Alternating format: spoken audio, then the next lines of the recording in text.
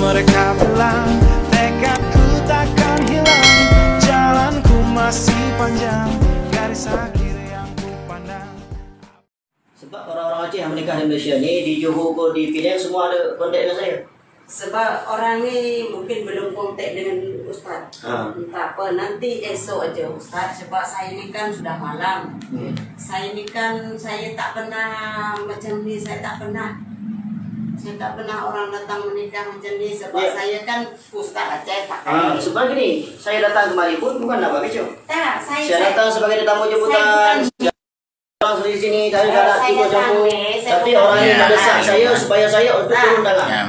Merangkum menikah orang. Sebab Ustaz merangkum menikah orang tok pelepek malamnya lung sebagai lintu, balung sebagai lintu, kamera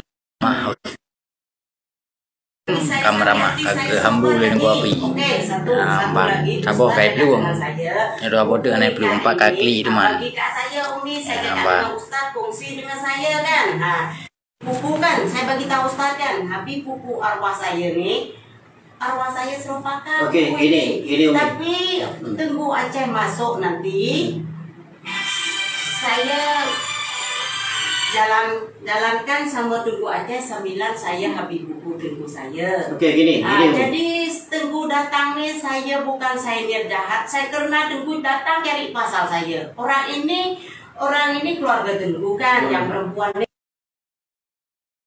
mesti tunggu dari tidak. Kan saya cakap berapa kali? Saya datang karena dia bagi tahu dia nak nikah. Tapi tengok esok Tengku sama Tengku Aceh tu testing siapa ilmu tinggi lebih. Apa ilmu tinggi lagi? Ini Ustaz pun tak ada ilmu. Apapun dia tanya tadi tak boleh jawab satu pun. Sabar kalau kita cakap. Macam mana menikahkan orang ilmu tak ada? Itulah datang ni dia bukan apa. Ustaz, sabar, kita sabar. Kita sabar Ustaz. Orang cakap bagi kita tak. Ustaz tidak sesuai untuk memegang hukum pernikahan.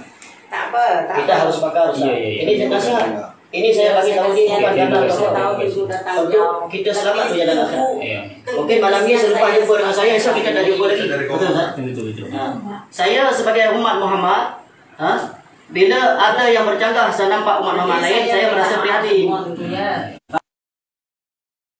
Nampak fiqah tadi yang bersalahan, mungkin esok ada ustaz lain yang boleh meluruskan. Nanti Ustaz paham? Ustaz menikahkan orang dengan cara macam ni, cara tidak sah. Orang tak tahu tidak sah. Ini bermakna kalau sekiranya saya tidak datang, berlaku pernikahan malam ni, dia orang berzina.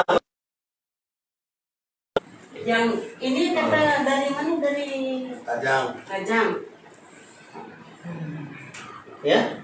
Jadi saya datang kemari, tak kena ini. Dikena dengan ini, itu pun dengan telefon, dengan Facebook, dia sebenarnya saya datang. Tapi nasihat saya pada Ustaz, jangan Ustaz pegang dan nambah pernikahan. Ustaz tidak ada. Yang Mbak Remoh almarhum di Cahalang. Yang banyak merangkum yang menikah orang, sapu ada debu, apa ada maung ada debu, sapu-sapu kita ada debu. Nyo ini nunggu muktaran pega-pega buku. Yang Mbak yang pega-pega buku. Apakah saya layak? Buku sah. Kampung puasa.